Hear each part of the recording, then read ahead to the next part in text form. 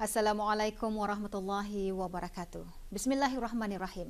Bersua lagi dalam rancangan berita ASEAN yang memaparkan peristiwa dan pergolakan yang berlaku di sekitar rantau ASEAN. Berita ASEAN malam ini kita mulakan dengan kejayaan kanak-kanak berusia 5 tahun menjalani pemindahan hati kali kedua di Singapura. Dan firma perusahaan Vietnam adakan perbincangan mengenai dasar-dasar cukai dan kastam, dan misi Jabatan Pendidikan Filipina menitik beratkan hak pendidikan kepada setiap pelajar. Bersama Hajah Salbiah Haji Munab untuk mengikuti laporannya.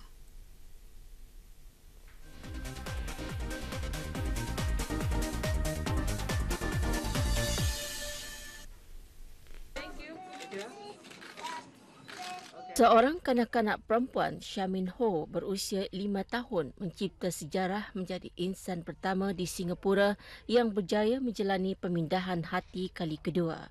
Syamin berjaya menjalani pemindahan hati kali pertama bersama ibunya 2 tahun lalu. Bagaimanapun, doktor menasihatkan agar dia menjalani pemindahan hati semula.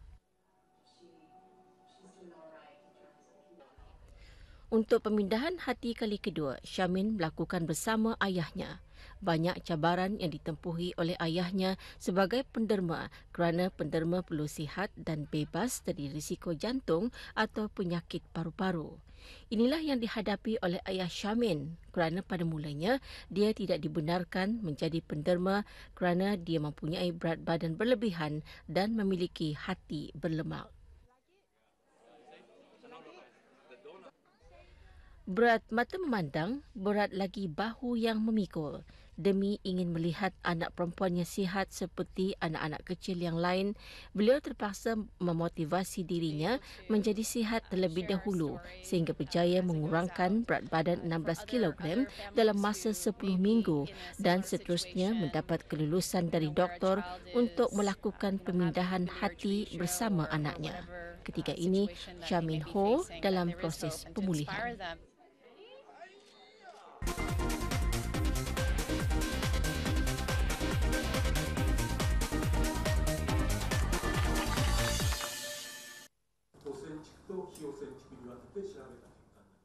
Lebih 80 firma perusahaan Vietnam di luar negara dan para pegawai percukaian mengadakan perjumpaan di Ho Chi Minh bagi membincangkan dasar-dasar cukai dan kastam.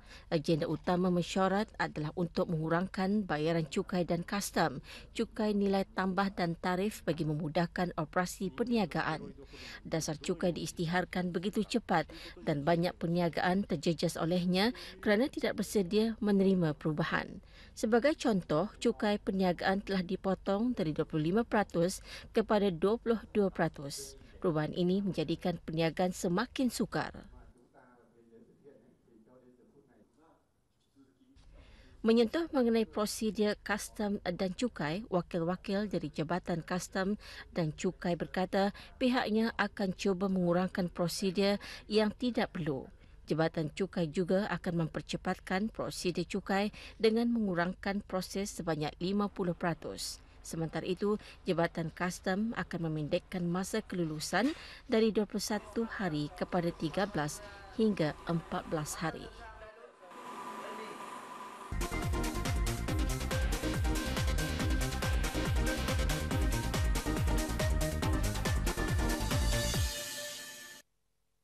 One of the missions of the Department of Education is to protect... Di Filipina, salah satu misi Jabatan Pendidikan adalah untuk melindungi dan menggalakkan hak pendidikan kepada setiap pelajar. Namun, sebahagian pelajar muda, terutama dari masyarakat yang tinggal di kawasan luar bandar, masih tidak mampu pergi ke sekolah. Ramai di kalangan mereka terpaksa berjalan sejauh 3 km atau lebih untuk menghadiri kelas dan ada juga yang perlu mengharungi sungai.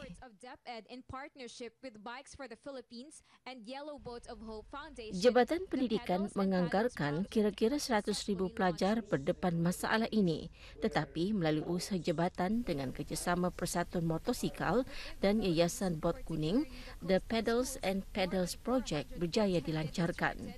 Lebih 400 buah perahu disumbangkan oleh Yayasan Bot Kuning kepada sekolah-sekolah yang terletak di kawasan persisiran pantai. Setiap bot boleh membawa sehingga 15 ke 20 orang pelajar.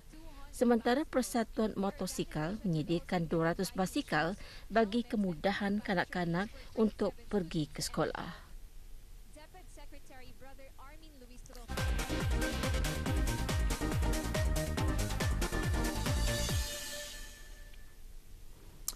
Auda Berita ASEAN malam ini juga mengongsikan bahan berita menarik yang lain. Kampung baru di pusat bandaraya Kuala Lumpur akan dinaik taraf menjadi tempat tarikan pelancong. Thailand pula menganjurkan Expo Herba Kebangsaan kali ke-11. Dan di daerah Temburong, pameran Arnab diadakan sempena jelajah 4 daerah. Teruskan untuk mengikuti laporannya bersama Hajah Salbiah Haji Munab.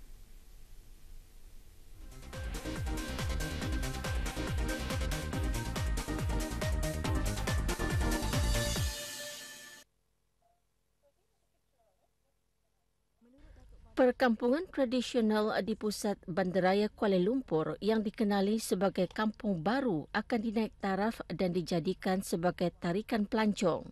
Orang ramai mengenali kawasan ini sebagai syurga makanan, tetapi tidak ramai yang tahu kampung ini juga mempunyai sejarahnya sendiri.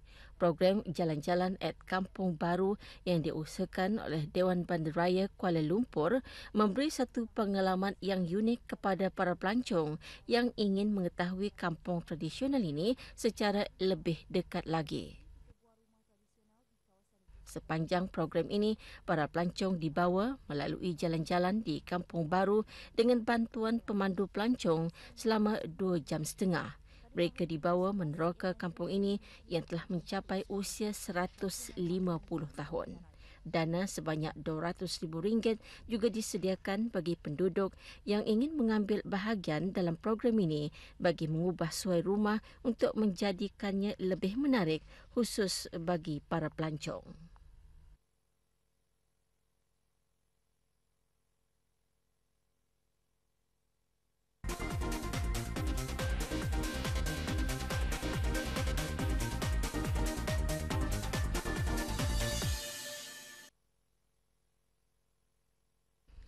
Expo Herba Kebangsaan kali ke-11 diadakan baru-baru ini di Bangkok dengan tema Perubatan Tradisional Thailand, Kunci kepada Kesihatan.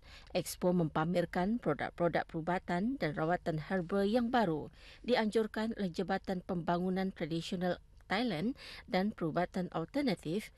Pameran diadakan di Pusat Pameran dan Konvensyen Muang Thong Thani di Nonthaburi. Expo merupakan platform bagi pengeluar dan pakar-pakar perubatan tradisional untuk berkongsi pengetahuan. Ia juga untuk mempromosi penggunaan ubat tradisional yang terbukti berkesan di samping menawarkan harga yang berpatutan. Ubat-ubatan tradisional Thailand semakin popular bagi mengurangkan import ubat-ubatan sekaligus menjimatkan perbelanjaan negara.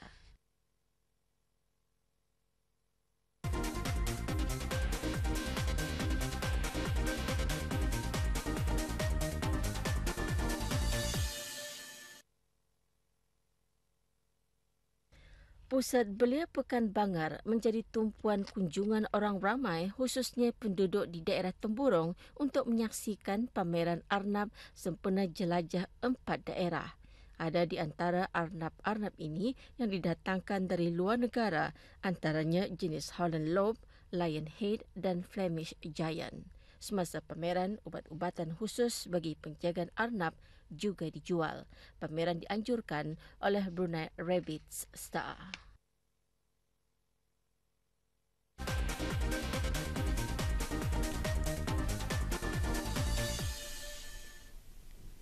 Auda Majlis Komuniti Sosio Budaya ASEAN ASCC perlu bertindak lebih pantas bagi memenuhi tempoh akhir 2015 dalam merealisasikan wawasan ASEAN untuk menjadi sebuah komuniti yang berpusatkan rakyat dan bertanggungjawab secara sosial.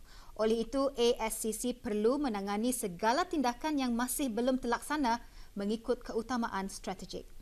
Hingga di sini dulu pertemuan kita dalam Berita ASEAN malam ini. Bertemu lagi minggu depan pada hari dan waktu yang sama. Untuk mengikuti Berita ASEAN, Auda boleh layari video portal melalui laman web www.rtbnews.rtb.gov.bn. Assalamualaikum warahmatullahi wabarakatuh. Salam hormat dan selamat malam.